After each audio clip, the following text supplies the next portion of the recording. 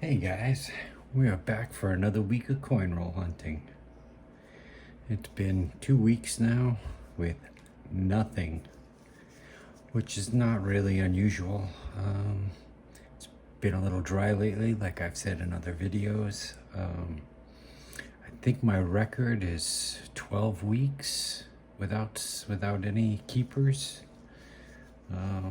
Hopefully we won't go that long this time. So maybe we'll get lucky and we'll get one out of this one so we can end this dry streak.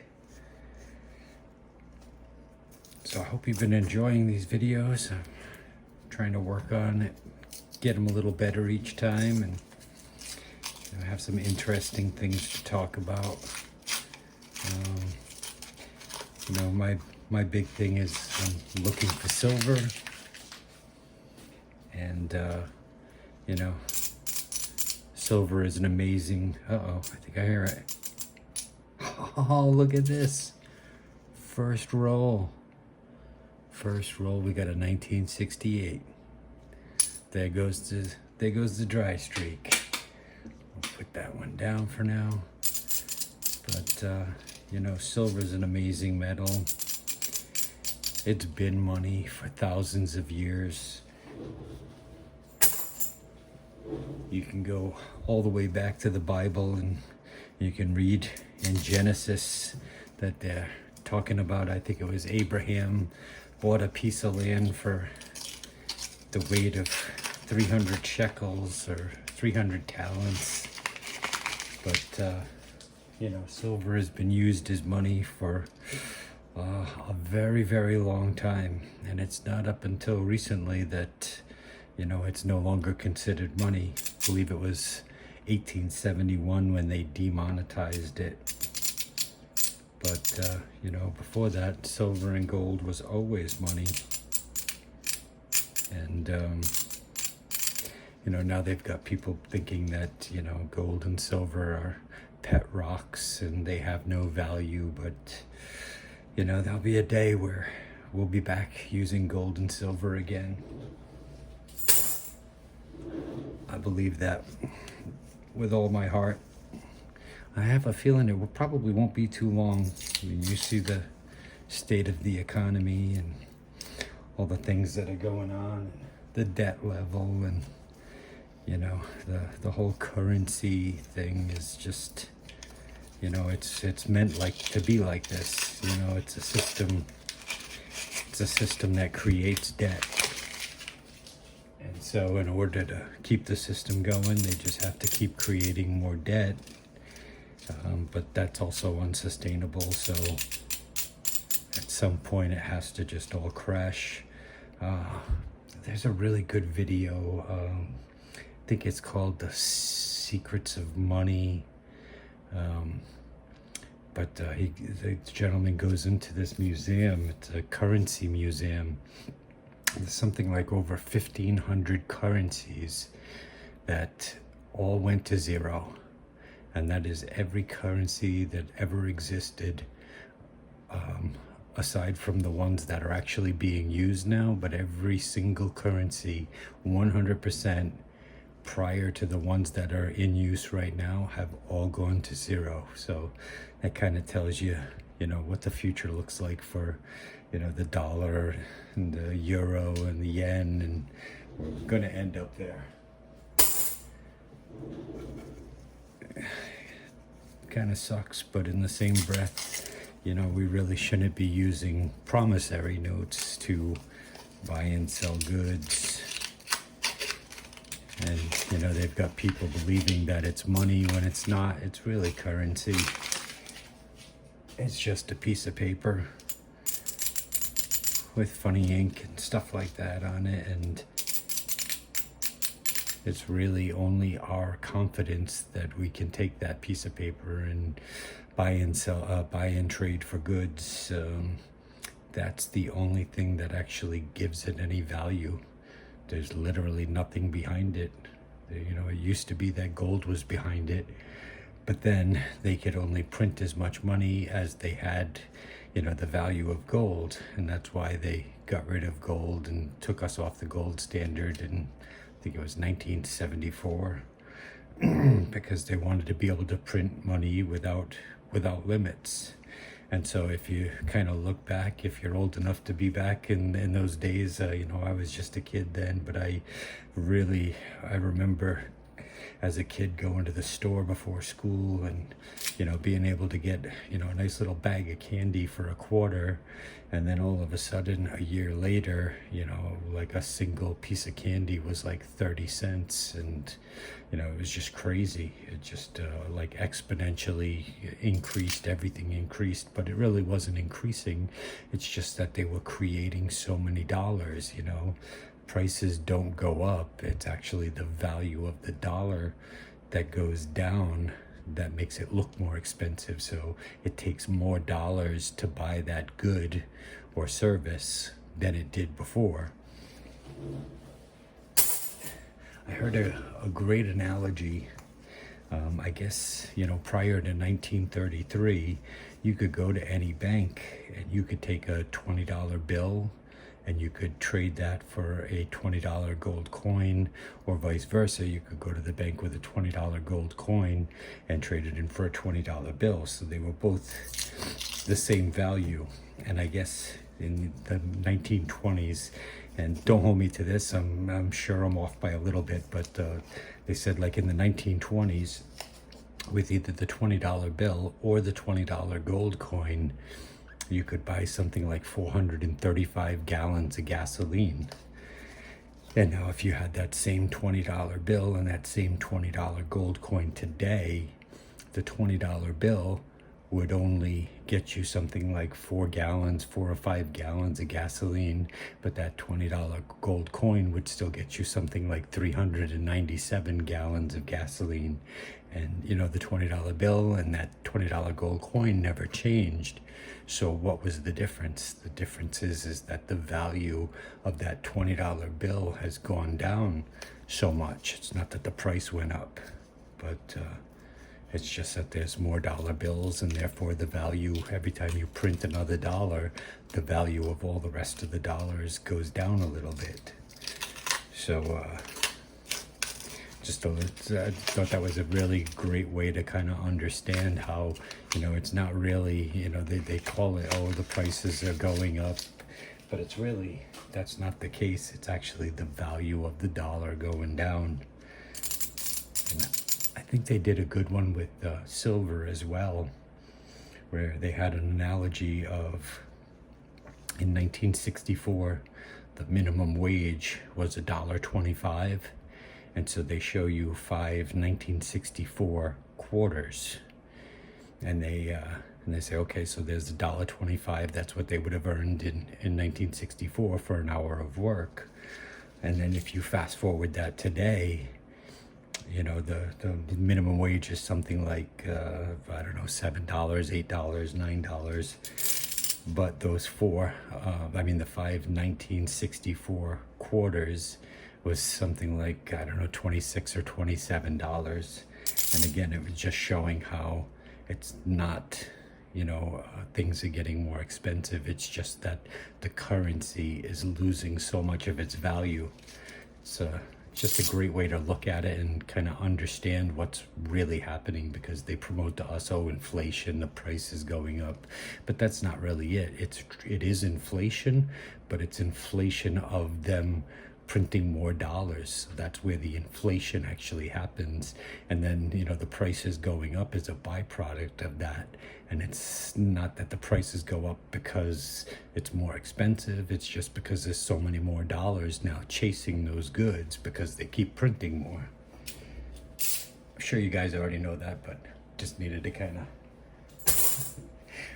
good opportunity for me to rant a little bit. As you'll see, I like to rant a lot.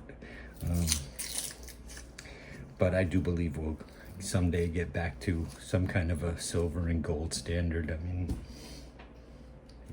with the mess that's been created and what it's going to take to get out of it, it's going to be some pretty hard and ugly times when the dollar does fully collapse. And we have to go back to another system, hopefully backed by gold and silver, which is another big thing. I really think that, whatever currency comes next, it needs to be backed by gold and by silver. Because if you just have one metal backing it, they can just increase the value of that metal to allow them to print more dollars. But when you have two metals kind of checking off of each other, then it's a little bit more difficult for them to just arbitrarily keep changing the prices of just gold or something like that. So, I hope that, and I think eventually we'll get back there, but I'm sure they won't want to do that at first. They'll make every attempt that they can to, make it as easy as possible for them to, continue to do exactly what they've been doing in some kind of a new currency. But eventually, that'll just keep collapsing until they get to a point where they don't really have a choice. And then maybe we can actually get back to some sound money, which I think would be a great thing. What are your thoughts on that? Love to hear what, if you've got any thoughts on it or got any opinions. Always great to hear. Oh, what a blessing. Oh, look at this. I just heard another one. Hear that? That is definitely one. We got another 1968. Oops. All right. This is more like it. Finally, a video where I can actually show you some silver coming out of the rolls. Oh, we got another one. 1965. All right. We are rolling along. So I'm hoping this weekend to pull out some of my stack and kind of go over, like I was saying in some of my other videos, a stacking video where I'll show you guys a little bit of my stack and tell you what some of my theories behind it. Ooh, look at that.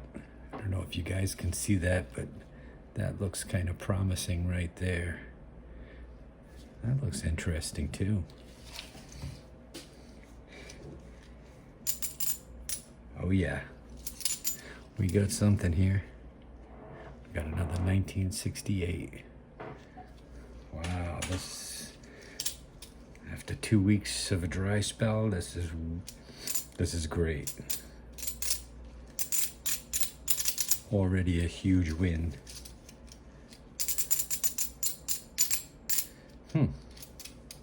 Oh, look at that. We have a bicentennial gold. Very interesting. Not silver, but still kind of cool. I think we'll hold on to that. Decide later if we're going to keep it or not. All right, sorry about that. I'm getting a little distracted. This has made it worth it already. Yeah, so again, I'm going to try to shoot for the silver stacking video. Pull out a little bit of my stack, show you some of the different things that I've collected over the years. You know what I think I'll do too is I've got a little box of just weird coins that I've gotten out of rolls, some foreign silver, some olders, some commemoratives, things like that. Maybe I'll pull that out as well and kind of show you guys some of the things that I've actually gotten out of rolls over my years of coin roll hunting. And then we'll kind of talk about some theories for stacking and what my theory is, how I like to stack, and talk about gold a little bit, and what the relationship that I stack, of gold to silver or things like that. And I'd love to hear about if you guys are doing stacking. What do you guys stack? What do you like to stack? What did you begin with? What do you prefer to have for like a gold to silver ratio, as far as how much you stack for gold as opposed to silver?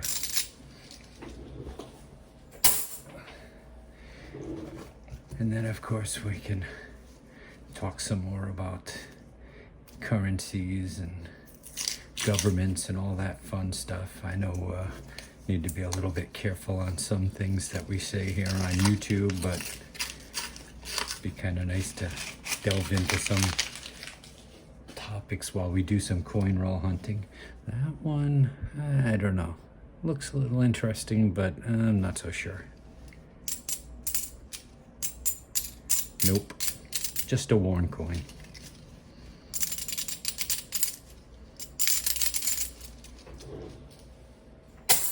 All right, well, we are off to a good start. I'm going to keep on going here, and we'll come back if we get to another interesting roll. Hopefully we'll see you in a minute. Okay, well, that didn't take long. I think I got one roll down, and you can see right there, that one looks pretty interesting. I got a high confidence level on that one. Let's take a listen.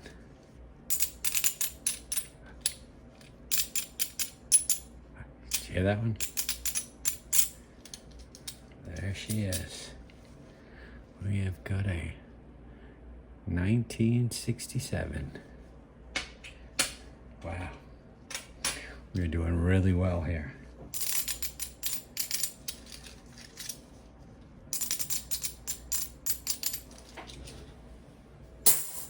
We'll stick with it for a minute here and see if we get lucky again. This is amazing. This could turn out to be a really good box with this kind of a start.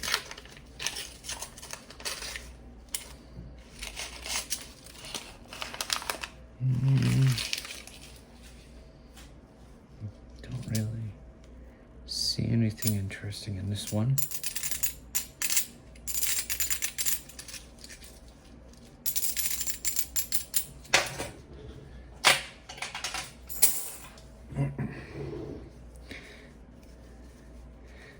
So any of you fellow coin roll hunters out there, you know, do you have a specific coin that you've always wished that you could find in a roll, coin roll hunting?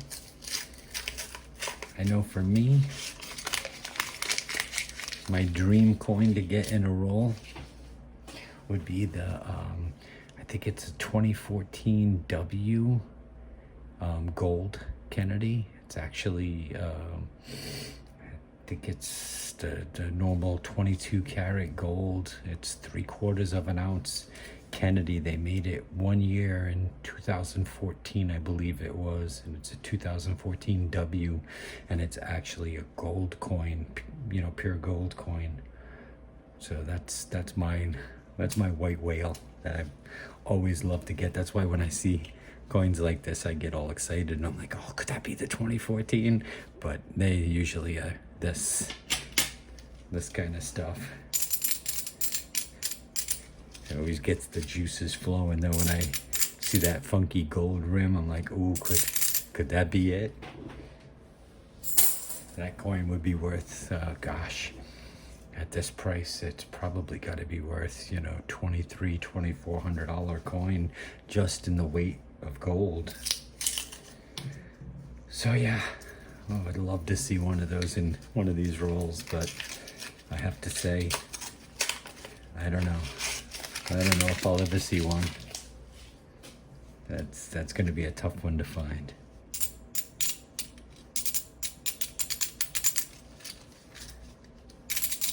All right.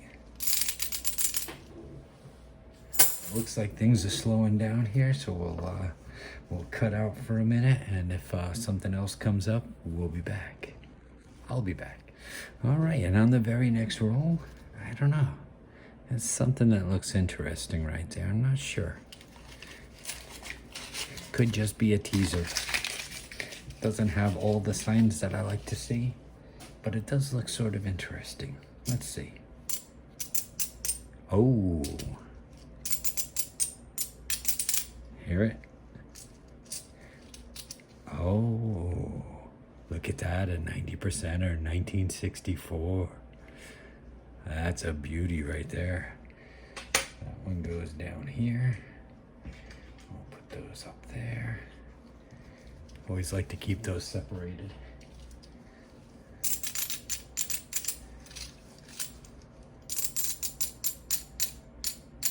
It's turning out to be an amazing box.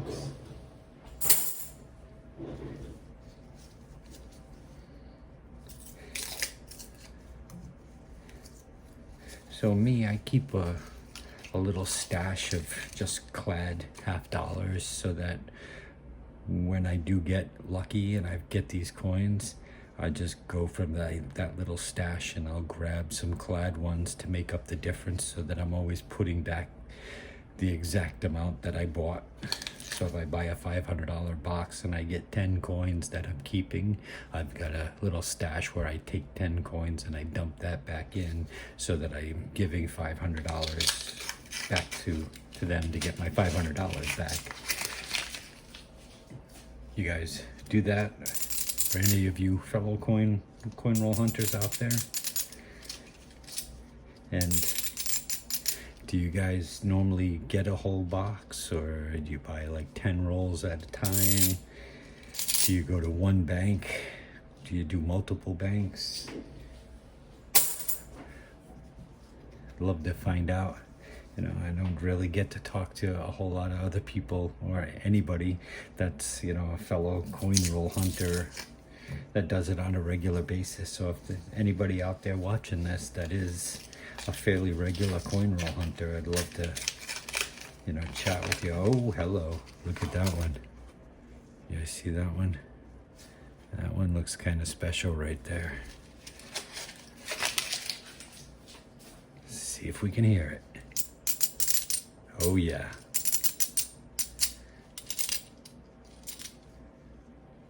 Oh, look at that. Another 1964. Wow, this is amazing.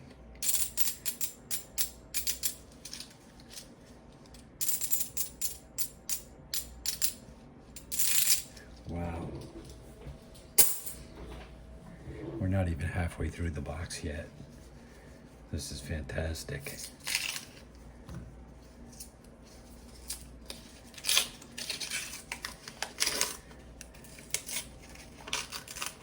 I don't know. That one, nothing too special, but it's got potential. Could be a dirty old one. Here we go. Nope, just a dirty old one. Yep.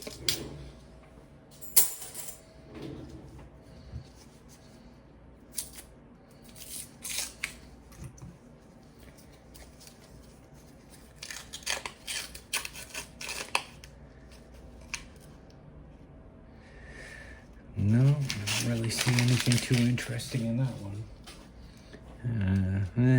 Nah, not really. It can be a little deceiving when you're looking from the side. I mean, sometimes it's brutally obvious. You'll see that nice shiny white, but you know, sometimes you'll have an off-colored one, or I've even seen ones that look like clad that, you know, when you go to jingle them, it makes the pure silver sound. That's always the dead giveaway, is they can look like anything here, but it's the sound that, you know, you'll never get tricked by that. It's just such a unique sound. That's why I try to put it up close and let you guys hear it. It just, that sound, I can hear it a mile away. And hopefully you guys are getting to enjoy that experience with me. All right, we'll check this one out, and nothing in it, then we'll come back. Let's see. No, I don't see anything in there.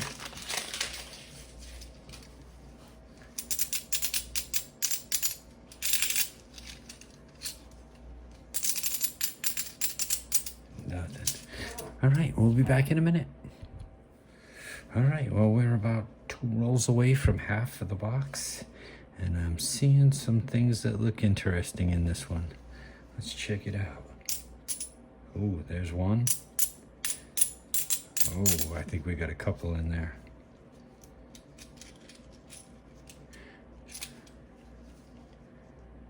We have a 1967.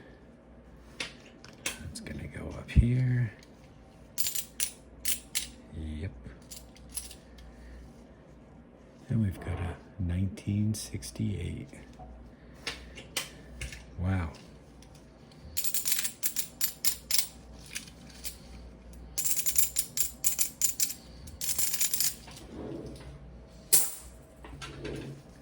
Wow, wow, wow. Well,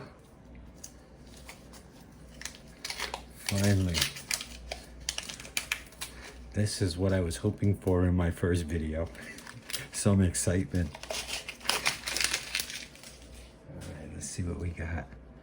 That one looks a little interesting. That's about it. I don't know if you can see that one right there. Maybe. Oh. Hear it? Right there. It is a 1969.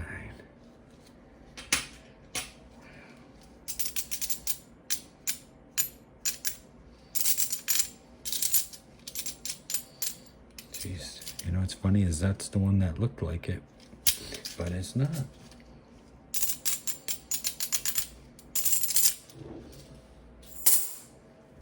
All right, last one to be halfway done. What a great start. Wow.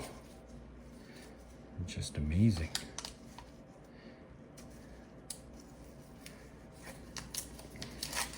Hopefully you guys will like this. Subscribe. Hit the like button. Sure be appreciated.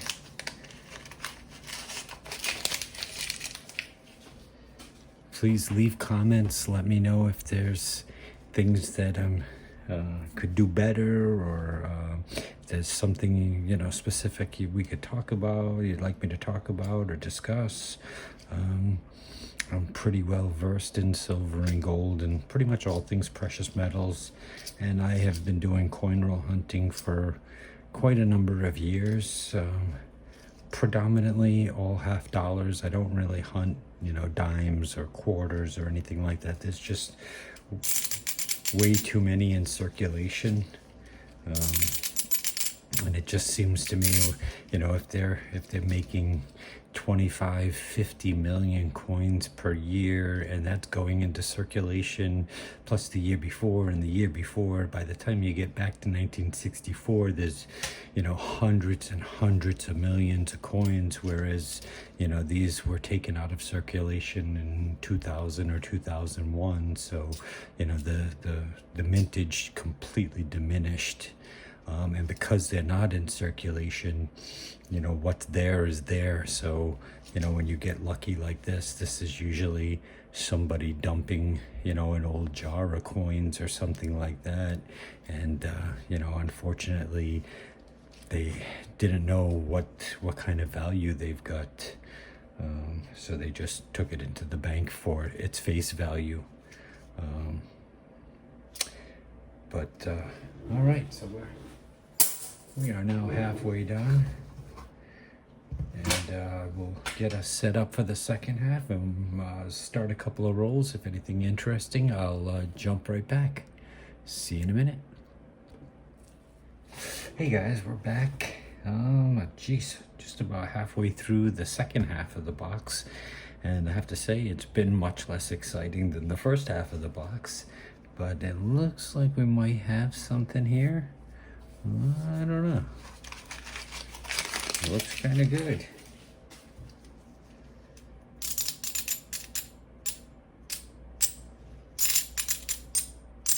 Hear that difference? Right there. Oh, look at that. We have got another 1964. Wow. I tell you, the 1964s, or any 90%er, you know, they're few and far between compared to the 40 percenters, the 1965 to 1970s.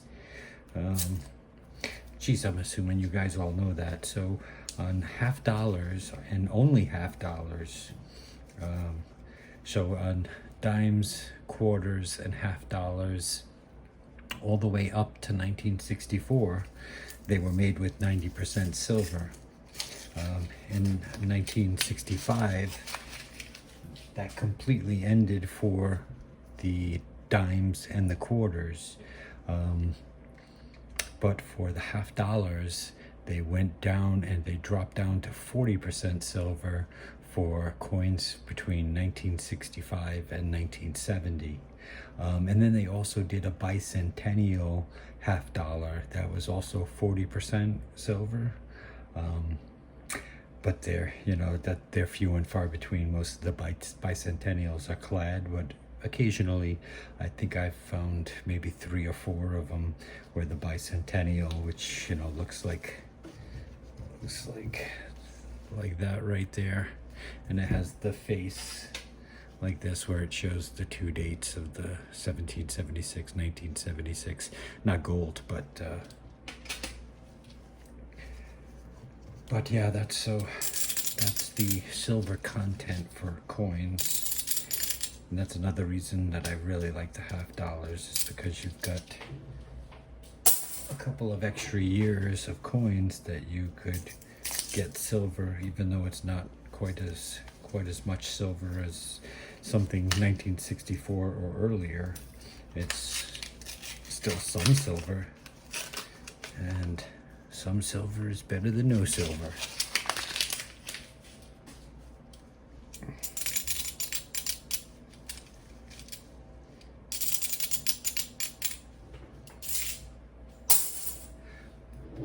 I would definitely recommend, if you're not yet coin roll hunting, but you're intrigued by it and you're thinking about doing it, I would definitely start with half dollars.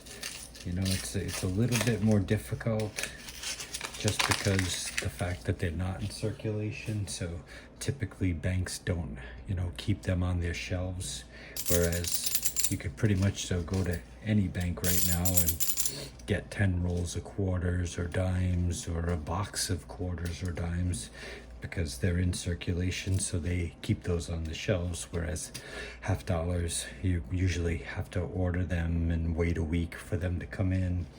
But I would say, if I was going to start coin roll hunting, half dollars would be the way to go. And just the fact that there's so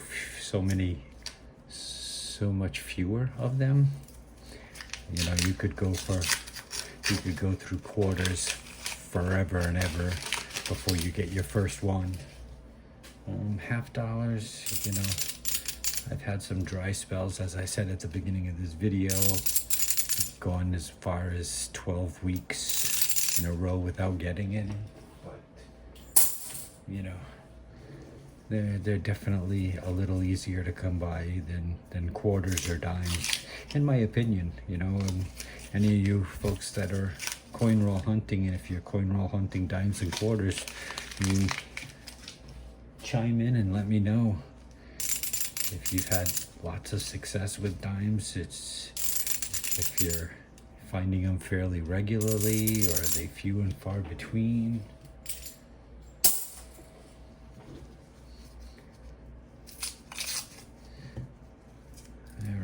Seems to be quieting down here again, so I'll crack this one open and then we'll come back. That one looks a little interesting.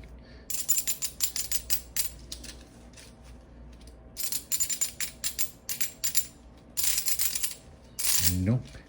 All right, we'll be back in a minute. All right, we are down to the last 2 rolls, so I figured I'd have you guys join me while we wrap this up.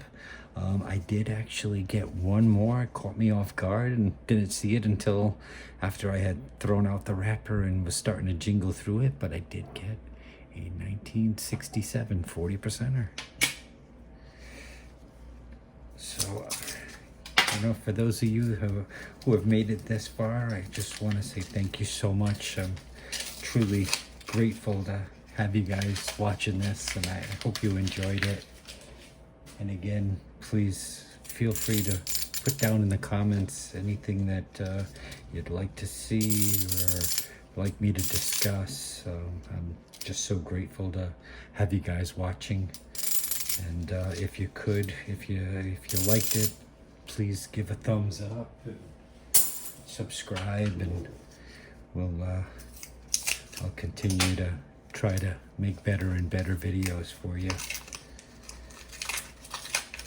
So, not a bad week though. All in all, wow. This has been amazing.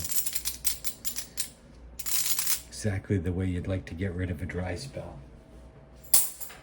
All right, well, let's take a look again. So we got 3 1964s. I don't know if you can see that. Yeah, they look pretty well circulated, but 90% silver. Let's see any mint marks.